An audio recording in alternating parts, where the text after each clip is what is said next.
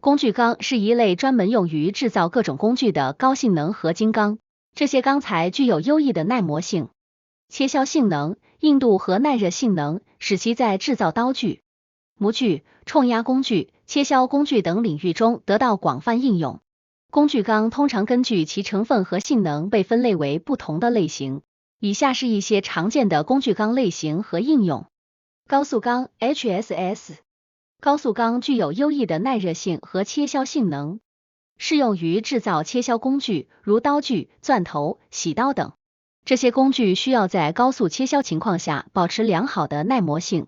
冷作模具钢，冷作模具钢用于制造冷模具，如模具、模具等。这些模具需要在较低的温度下工作，因此需要具有优异的硬度和耐磨性。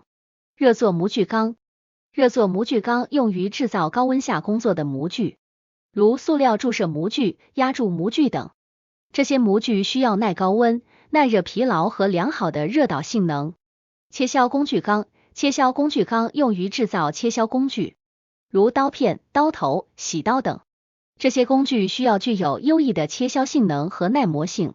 热切削工具钢，热切削工具钢用于制造在高温条件下工作的切削工具，如热剪刀、切割刀等。弹性体工具钢，弹性体工具钢用于制造需要一定弹性的工具，如弹簧、弹簧片、弹簧环等。冲压工具钢，冲压工具钢用于制造冲压模具，如冲压模、冲头等。这些工具需要耐磨性和耐冲击性。